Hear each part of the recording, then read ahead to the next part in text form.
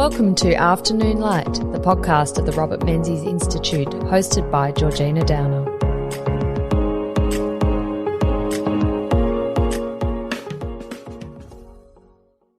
Hello, and on today's episode of Afternoon Light, I am talking to Bridget Griffen-Foley, who is from the Centre for Media History at Macquarie University and is the author of many books on the history of Australian media, but particularly on Sir Frank Packer, which was published by Sydney University Press. It's lovely to have you on Afternoon Light today, Bridget. Good to be with you, Georgina. And today, Bridget, we're going to speak about, of course, the history of the media in Australia, but particularly as it relates to Sir Robert Menzies, so that period in the 1940s, 50s and 60s. And it's amazing reading some of your works, just how things really haven't changed, isn't it? That's right. There's been a very long nexus between media organisations and politicians and political parties for a long time. Absolutely. It'd be interesting, Bridget, to start our conversation for you to paint a picture of who were the key players in the Australian media landscape in the 1940s, because the names are pretty familiar. The names are familiar. They really haven't changed that much. So there was the Fairfax dynasty, the longest established since the 1840s, had been publishing what we know as the Sydney Morning Herald. In addition to that, there were two 20th century dynasties that emerged. One was the dynasty headed by Sir Keith Murdoch. I use dynasty in a slightly sort of hesitant sense because Murdoch controlled a lot of newspapers and also radio stations through the Herald and Weekly Times, but he didn't actually own a lot. He was a very powerful manager and player, but when he died in 1952, he actually didn't leave very much to his son, Rupert Murdoch, so that's another whole story. And then there's the Packer media dynasty, which was really established by a journalist from Tasmania called R.C. Packer. And by the 1930s, his son, Frank, had moved into launching the Australian Women's Weekly, which was to become the best-selling magazine in Australia. And also in 1936, his company, Consolidated Press, took over the publication of what was then called The Telegraph, renamed it The Daily Telegraph, and that continues today. So by the 1940s, you have the Fairfax, the Murdoch and the Packer dynasties in place as the largest and most powerful commercial media proprietors in Australia. And it seems, doesn't it, it's like the tale of two cities as well. You had the Melbourne Murdochs and then the Sydney Packers and Fairfaxes. It's interesting how bifurcated it was. Those sort of colonial pre-federation lines existed, until very recently, really. Yes, that's right. And of course, with federal parliament initially sitting in Melbourne, that gave Keith Murdoch and the Melbourne Herald Group a particular influence and sway over politics, and partly through what became known as Sir Colin's House. And then there's the much brasher Packers in Sydney, who are seen very much as new money, engaged in turf warfare, engaged in literally fisticuffs at times.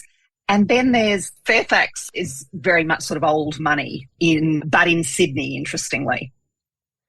So prior to Menzies becoming Prime Minister for the first time in 1939, Keith Murdoch is quite the media figure and incredibly involved in politics, which I found quite interesting in relation to the Conservative side and the movement of Joe Lyons from the Labor Party to the UAP. Can you describe to me what was going on there with Keith Murdoch really in the background or not even in the background?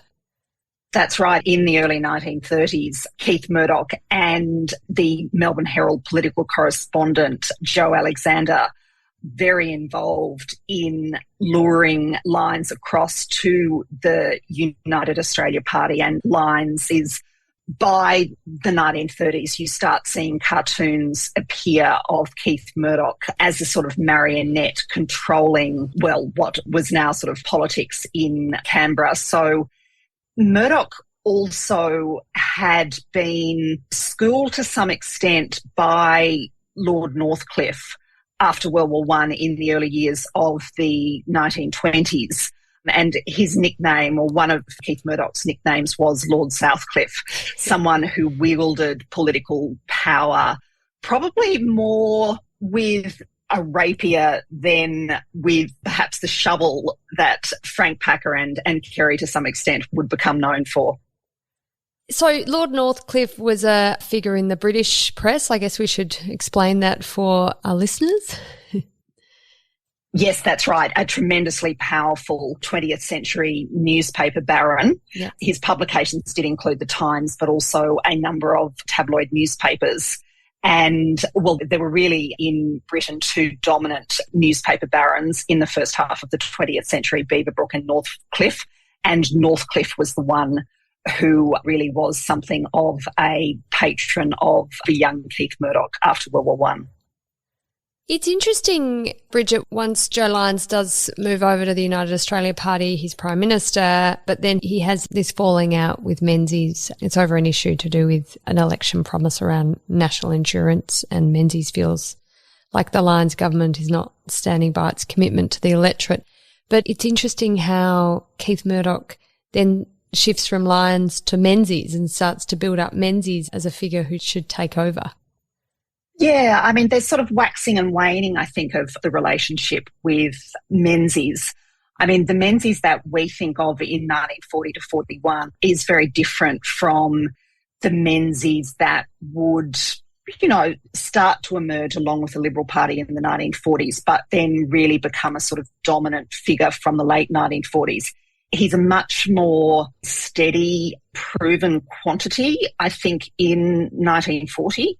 And while he was known for his brilliance at the bar, for his eloquence, there's a considerable degree of leadership instability in 1940 to 41. And as Rod Tiffin and other scholars would argue, the media loves leadership instability and can really... sells a few papers. Indeed, sort of... That's right, and really fan the flames of that instability. And of course you have in 1940 to 41 the conflagration of World War II. The war is not going well in Europe or in Asia for the Allies. There's controversy over Menzies spending some 4 months overseas on the sort of international war stage, but there's controversy about him not being in Australia in those early months of 1941 at the same time as people within his party and within the coalition are sort of agitating against him. So the press proprietors by 1941 are sort of feeding into and fanning that instability. And some media groups are concerned about the fact that there's really a minority government that's in office from the election of September 1940. There's two independents that are basically keeping the government afloat. And yet the main party, the UAP, is experiencing this kind of leadership instability. So there's something of a sort of perfect storm for press proprietors to be saying, look, we need a national government, and to be questioning the leadership of R.G. Menzies. But at this stage, at least, Murdoch is still supportive of Menzies' leadership and at least the continuation of conservative side of politics being in power, even if it would be some sort of national government. Is that right? Yes, that's right. Look, the Sydney Morning Herald and the Daily Telegraph in Sydney were unhappy with Menzies' leadership, but it is fair to say by those later months of 1941 that the Melbourne Herald and Murdoch are unhappy. It doesn't mean that they want a Labor government, but they're unhappy with Menzies' leadership. I found it extraordinary, Bridget, to read that Menzies, I think it's Menzies, he appoints Murdoch as Director of Information in 1941. So Murdoch's a newspaper key figure in the Australian newspaper scene. Is he managing editor of the Herald? Powerful person, yes, and presumably independent, but then he's employed by the government as Director of Information, short-lived Director of Information because it doesn't suit him really. That's right. So he's appointed Director General of Information. Interestingly, Frank Packer actually becomes head of an organisation called the Allied Works Council. So you see influential press proprietors who are used, especially in the case of Murdoch, for their sort of propaganda capacity and potential to help harness the war effort. With Keith Murdoch, his tenure is very controversial and he doesn't stay in that role, but it's an interesting kind of use of press proprietor.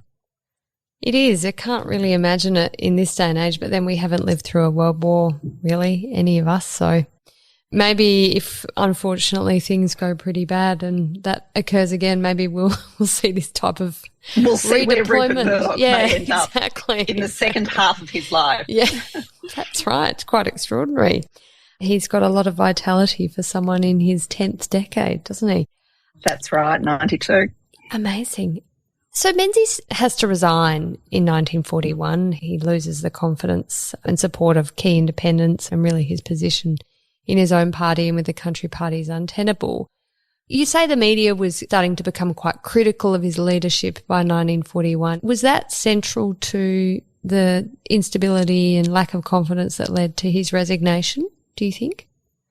Yes, I think it was. And Menzies himself was very bitter about the role of the press in his downfall in 1941 and referred to the crapulous actions of the Sydney press.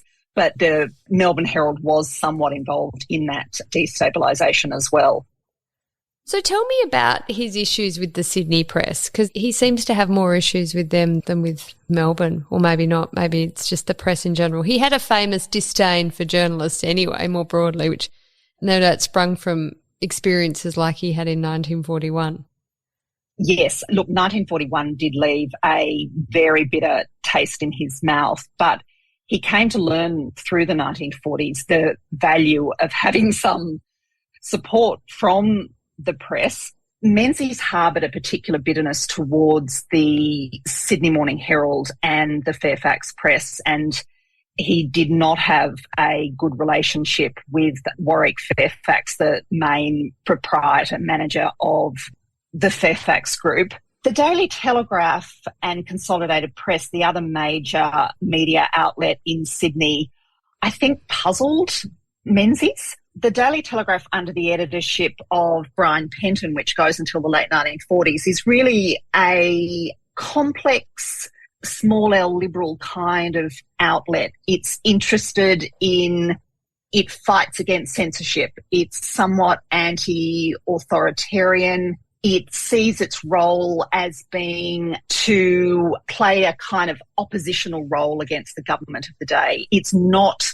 as ideologically conservative as the Daily Telegraph that we would come to know as the Daily Telegraph even of the 1950s. It's really interesting in the 1940s, and I don't think, to the extent that Menzies even thought about that and Frank Packer in the 1940s, I don't think he understood the Daily Telegraph and its kind of positioning. So, yeah, there's real challenges for Menzies and his relationship with the main commercial media groups of the 1940s. After Menzies resigns in 41, he gets together, doesn't he, for an evening with some of the media bosses in 1942. So he's sort of been out of the prime ministership for about a year. And of course, by this stage, he's reflecting on his political future, and the UAP isn't looking like it's in a great position electorally. Can you tell me what happens at this dinner? It's quite extraordinary. I mean, I guess these dinners still take place in a way. We're just obviously not aware of them, but it does strike me as passing strange that you had Menzies and I think it was it Frank Packer and key people. Packer, his business partner. Yeah. Yep. Yeah. And key people from the Fairfax Press. I mean, this was obviously Menzies was hoping that he might be able to drum up some support amongst the media and have a comeback, do you think? That's right. So by July 1942, the Curtin Labor government is in power, and Menzies invites Frank Packer, his business partner, a former Labor politician, E.G. Theodore, Keith Murdoch and RAG Rags Henderson, the really powerful general manager of Fairfax, to an evening with Menzies. So this is the former Prime Minister trying to get press support to help rebuild him and the ailing United Australia Party. And then there would be other such encounters at the Leveson Commission of Inquiry into the British press. A lot of people then were sort of struck by the level of contact and socialising that took place between Downing Street and the Murdoch press. Here you've got surviving the correspondence with Menzies that was so beautifully filed by his secretary, accounts of these sorts of encounters that were taking place in 1942 and 1943 in Australia. And you find records, don't you, in letters that Murdoch's writing of his reflections of Menzies at the time. I think you have quoted Murdoch as saying that Menzies remains short of some valuable qualities, which didn't bode well at the time for Menzies. That's right. I mean, Menzies' collection in the National Library of Australia contains index cards that were kept by his secretary, and they actually document letters that Menzies wrote and letters that were written to Menzies, and also letters that were about particular topics. So I was fortunate when I was writing the biography of Frank Packer that first came out in 2000 to go through these index cards year by year by year and to uncover close to 100 letters that were exchanged between Menzies and Frank Packer.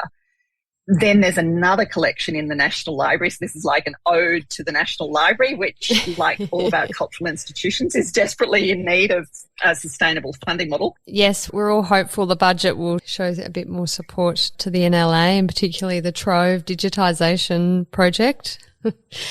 Jim Chalmers, if you're listening. That's right. Yes, that's right. There's also the papers of Keith Murdoch and a lieutenant of his, Sir Lloyd Dumas, who was in Adelaide and ran the Adelaide News and Advertiser. So there's a lot of correspondence between both men, Murdoch and Dumas, that has survived in their respective manuscript collections, where you can actually read accounts of their reflections on other press proprietors, but also their political manoeuvrings, editorial decisions, etc. So I really felt a great deal of privilege in the sort of historical research that I've been able to do to read some of these letters. Some of the letters I don't think had been read by historians before. Some had, but certainly the Packer and Menzies correspondence was really news to researchers. In that material, no doubt, you got a sense of how involved both Packer and Murdoch and other media figures were, I guess, in the development of the founding of the Liberal Party in 1944. Yes, that's right. The development of the Liberal Party, the rebuilding of Menzies. One of Menzies' negatives in the early 1940s was that he was seen as rather sort of patrician and aloof. So he and the people around him in the Liberal Party really tried from about 1942 onwards to cultivate an image of a more sort of accessible Mr. Menzies. Someone who you could relate to, someone who understood the concerns of the so-called sort of forgotten Australians, the middle-class households. And the Liberal Party discovers in the second half of the 1940s this sort of concept of public relations. And it's partly a concept that is brought in part by R.G. Casey from the United States, but there is an agency that's employed, the Solomon Rubinson Agency, to help boost Menzies' profile. There's a huge investment in the profile of Menzies. There's in the second half of the 1940s and especially in the lead up to, the 1946 and the 1949 election campaigns, there's really an emphasis on Menzies as leader. It's quite a presidential style of political campaigning rather than quite so much a focus on individual Liberal Party or country party candidates or even their policies. And there's quite a concerted effort in the Murdoch Herald, isn't there, to run articles in the lead up to the 49 election. So there, Menzies is running against Ben Chifley, and of course Ben Chifley's bank nationalisation policies, which Murdoch's very against, as is Menzies, of course. That Murdoch really pushes all these articles that are building up Menzies personally, aren't they? Yes, so the newspapers, the Melbourne Herald and its stablemates, is really promoting Mr Menzies, and also the commercial radio stations. The Herald and Weekly Times control a chain of commercial radio stations. So there are advertisements for the Liberal Party, but there are not just advertisements. There's actually a dramatised series that is put to air to help boost Menzies, boost the importance of free enterprise. I guess they're radio advertisements, are they? And they were presumably created on the advice of the PR people, the new American influenced PR people. Yes. This fictitious figure, is it John Henry Ostrell, who is a kind of local neighbourhood guy who comments on political issues, but is supposed to be sort of like the guy who lives down the road, isn't he? That's serial right. is used Ostrell. quite... Yes. But it's used to quite significant effect, isn't it, in this 49 election campaign? It is, and there's been quite a lot of work by scholars in the last 20 years or so on this really sort of innovative dramatisation. What I've found interesting too, Bridget, is the uptake in the use by the media companies of opinion polling, which had been a US initiative phenomenon. And then I think it's Keith Murdoch, isn't it? Hears about it and sends a young employee over to America by the name of, of course, George Gallup. George Gallup is the American, isn't he, who's undertaking the opinion polling. But, of course, we have Roy Morgan. Yeah. We have a young Roy Morgan sent over to the United States to investigate this new phenomenon, opinion polling. And, of course, that opens a hugely influential source of information for newspapers to draw political conclusions and analysis from. Yes, so it is Morgan, as you say, who established Australian public opinion polls based on the Gallup method in the headquarters of the Melbourne Herald and the Herald and Weekly Times, and began publishing the results of American surveys, and then the first Australian sort of poll using modern techniques of random sampling appear in the Melbourne Herald in October 1941. Politicians could be disquieted by the results of some of those polls, including Menzies, who would call on Morgan to discuss the results of the poll. And interestingly, Murdoch actually thought that reasonably early poll, I think in 1943, actually sort of helped reinforce to him how important it would be to actually unify the Conservative parties. And that feeds just a little bit into the thinking that led to the establishment of the Liberal Party in 1944. Yeah, and of course, the opinion polling is absolutely essential part of political reporting these days. You can't imagine a lead up to an election without the news poll and other polls. They're essential.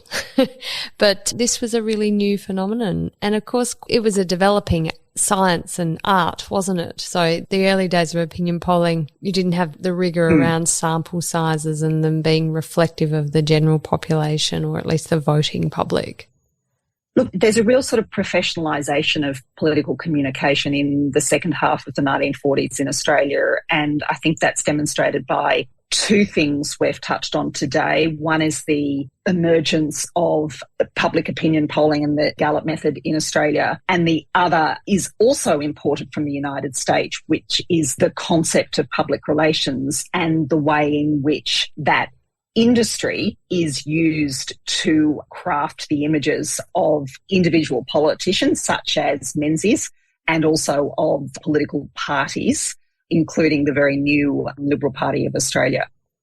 What I find fascinating is that Menzies was so close to being removed as leader after 1946. So the Liberals are formed in the late stages of 44. They go to the election in 1946 against the Labor government of Ben Chifley, and they win, I think, 5 seats. They win 5 more seats than they had. So they don't do catastrophically badly, but they don't win. And there's this sort of sense that, well, Menzies still can't win with Menzies. He's just not going to cut it as a leader. We don't have political success if we stick with Menzies. That was a pretty strong opinion amongst media, but also his own political party and colleagues, wasn't it? That's right. And Menzies himself was shattered by the result of the 1946 campaign. Bridget, we've talked quite a bit about the Herald and the Melbourne Press and, of course, Keith Murdoch, but I'd love to hear a bit more about Menzies' relationship with Sydney and Frank Packer, because that was, again, a really interesting relationship. And actually, Frank Packer ends up being quite close to Billy McMahon, which is a whole other podcast and story. Indeed. Yes. But what was the relationship between Menzies and Packer like? It was a strange and uneven one, really. In the 1940s, Menzies, I think, knew more and I suspect felt that he understood the Melbourne Herald and the Fairfax Group more than he did Frank Packer and the Daily Telegraph. Packer had been on the political landscape for not nearly as long as the Fairfax Group had been in Sydney. The Daily Telegraph in the 1940s was somewhat unpredictable politically. By, I think, 1950, Menzies starts to engage more with Packer and I think take him more seriously. By this time, the Daily Telegraph has actually surpassed the Sydney Morning Herald in terms of its circulation, and this is in the most populous state of Australia. So the Daily Telegraph is a rival to the Sydney Morning Herald as morning newspaper. It is selling well. The Daily Telegraph is able to bring to the Liberal Party a somewhat different audience. The Sydney Morning Herald appeals to A and B class readers, affluent readers and households. It's generally delivered to the home. The Daily Telegraph is much more a newspaper that is bought on the streets from vendors, and it appeals more to C and D class readers, so lower middle class and working class readers. So that's really for a fairly new political party that is trying to create a degree of mass appeal. The Daily Telegraph is a very attractive outlet for the Liberal Party. So I think by 1950, and the correspondence that I've seen between Packer and Menzies is, although Menzies I think was still somewhat ambivalent about Packer as a man, I think realises that Packer is a political force to be contended with. And at the same time, by the late 1940s, the Daily Telegraph and Frank Packer are becoming more politically conservative. They're upset with the Labor Party about newsprint rationing. They oppose the plan to nationalise the banks. They're concerned about communist instrumentality in strikes. So you sort of have an ideological kind of shift on the part of Consolidated Press that again makes the Daily Telegraph and the outlets around it as useful to Menzies and the Liberal Party. I think Packer really wanted the respect and affection of Menzies. I'm not sure that he got it. I think that Menzies wanted an ally in the crucial market of Sydney and of New South Wales. And one of the things I think that Menzies may have dangled in front of Packer for a long time is Packer initially is awarded a CBE, not a KBE, so he's not knighted, and he's furious. And for years, he's hoping that he may be sort of recommended in the Imperial Honours for a knighthood, and he doesn't get that until the 1960s. So I think that's almost like a sort of bit of a carrot that Menzies might have been hanging out there for loyal service. Was that noted at all in public? Was there any sense of derision that Menzies was taunting Packer with that, or withholding a KBE from him? It's an interesting question. I don't think that even political observers perhaps knew quite how much correspondence between the pair that there was. But when Packer finally does get his knighthood, there was certainly comments made in Parliament from the Labor Party about this being as a kind of reward for services rendered. Yeah, it's hard to imagine this happening in today's context, but maybe it does. Maybe I'm naive in my reflections. In 1961, the retelling of history would say that he had an extraordinary period of some 16-odd years of continuous service as the Prime Minister, and it was all roses, and Labor Party was splitting and communism was a massive issue, and he was able to capitalise on those issues as well as some very good economic times to have longevity in office. But of course he almost loses the 61 election. And it's interesting, the Telegraph back then so Arthur Calwell is leading the Labor Party, and he's not known for being one of Labor's great leaders or most popular leaders at all. But the Telegraph starts to publish articles by Calwell under the title The Labor View, doesn't it? So it's giving some sort of airtime to Labor and potentially would have had a role in the near-run thing that was the 61 election. Yes and no. What the Telegraph was doing in 1961 is kind of interesting and not entirely straightforward. So by 1961, there's a national credit squeeze, there's a recession, there's high unemployment, there's less advertising and advertising revenue in newspapers, including the Sydney Morning Herald, which of course is famous for its columns of classified advertising, the so-called Rivers of Gold. So the Fairfax Group really turns against Menzies and the Liberal Party and the coalition in 1961, basically over economic management. And the Labor Party essentially runs its campaign out of the Fairfax building at Broadway. So now it might seem that Calwell, who was actually a really old enemy of the press and especially of the Packer press, that him writing for the Daily Telegraph was incredibly bizarre. You know, what is the Daily Telegraph doing with this? Packer claimed to Menzies that the more that Calwell wrote, the bigger the kind of political holes he was digging himself into. Right. It seems a really kind of disingenuous argument, etc. At a certain point, with the financial pressures, etc., Packer suggests to Menzies that Menzies or the Liberal Party actually pick up the fee, pick up the tab for Calwell to keep writing for the Daily Telegraph. And Menzies is kind of astonished by this suggestion and of course doesn't do it.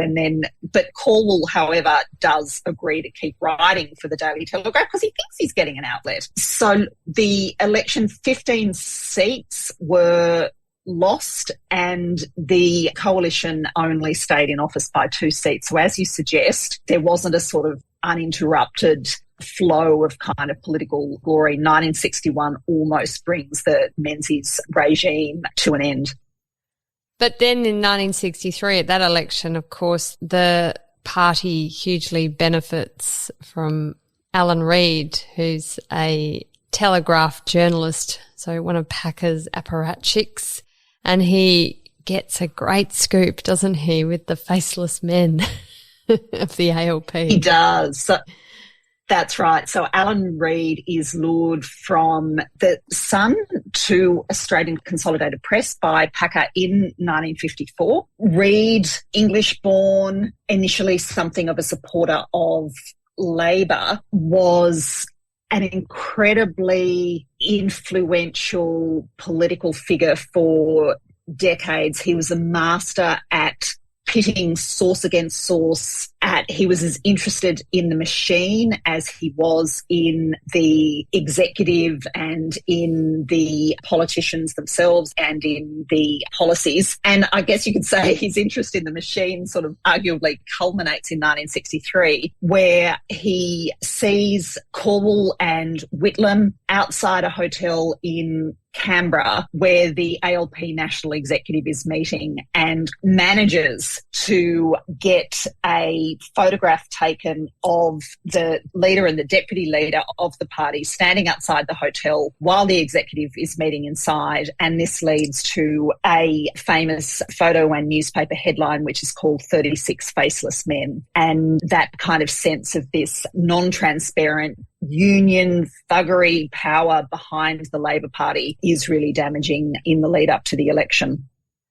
Yes, and Corwell's photo in that is particularly unflattering, isn't it? And I think it really is the death knell of his leadership, of course, after then.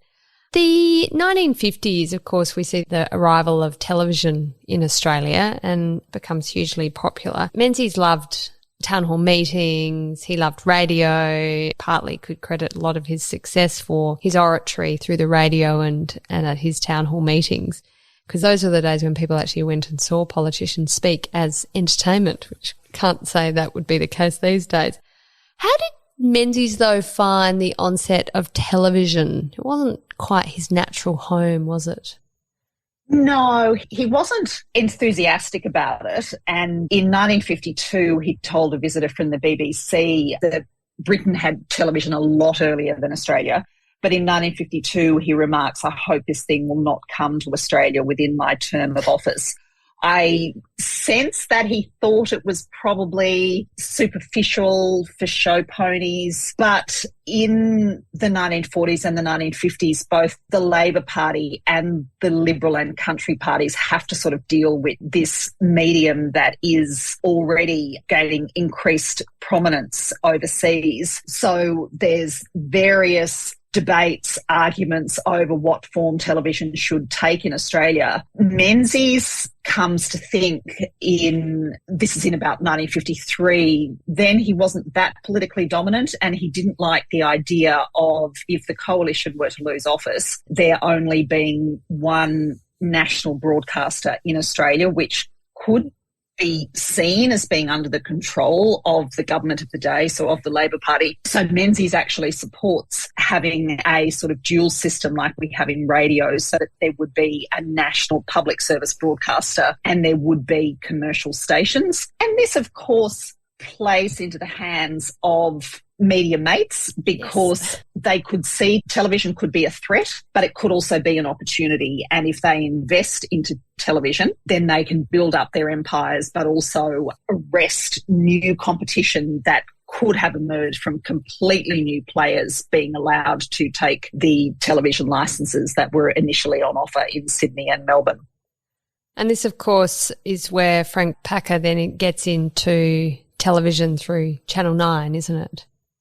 Yes, that's right. So a Royal Commission decides that there's to be 2 commercial television licences in Sydney and 2 in Melbourne. So the ones in Sydney go to Television Corporation Limited, which is led by Consolidated Press. So that becomes Channel 9. And then Fairfax invests in what becomes Channel 7, ATN 7. TCN 9 manages to beat its competitors, so it beats Channel 7 and it beats the ABC and goes to air in September 1956 in time for the Melbourne Olympics. That's right. And that was really when Australia clearly opens itself up to the world, saying, hey, we're here, this independent country down under. It is amazing to reflect on how the names haven't changed that much and how important the media was to Menzies despite his distrust. He does have this rather tricky relationship with Billy McMahon, and actually his successors also have tricky relationships with Billy McMahon until Billy McMahon finally gets the prize he was always after, which is the leadership of the party and the prime ministership. Tell me about this signed confession that Menzies kept at his desk from Billy McMahon. McMahon was a notorious leaker, and, he was famously dubbed Tiberius with a telephone. Yes.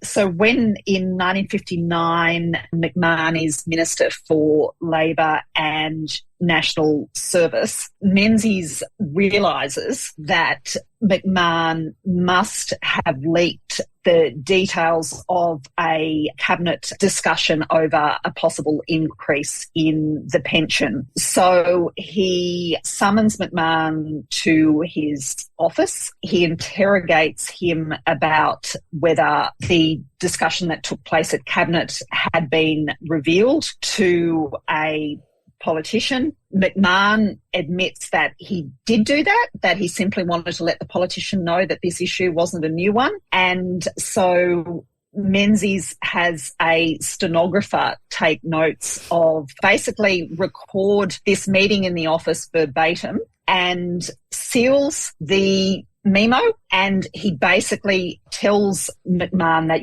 he's got a note of this private conversation. And so it was like sort of Menzies' insurance against McMahon if McMahon were to leak about cabinet deliberations or leak something that might have been damaging to Menzies, that Menzies had this kind of insurance that he could use against him. Yes, and doesn't mean that McMahon changed his ways by the sounds of things and kept causing his... No, and in a sense, Menzies, it seems, didn't actually use this piece of ammunition that he had. And I think there's been some real consternation about why Menzies really indulged or didn't act more against McMahon. One of the suggestions is that McMahon was very good at flattery. I think we all respond to flattery, whether you're Frank Packer, whether you're Menzies, you respond to flattery. And it may have been the case that later in his life that Menzies did regret helping enable McMahon actually get to where he got in the Liberal Party. Yes, regrets. We've had a few. Well, Bridget, thank you so much for this wonderful discussion on Menzies and the Australian media and the history of the Australian media in the 40s and 50s and 60s. It's fertile ground, and it's wonderful that you have written so much on it and continue to do so. So I really appreciate you joining me on Afternoon Light. Thanks, Georgina. It's been fun to revisit this research.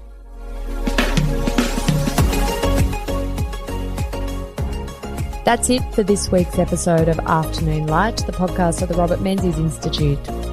Please make sure to subscribe and catch up on our latest online content on our website or on Twitter, LinkedIn or Facebook.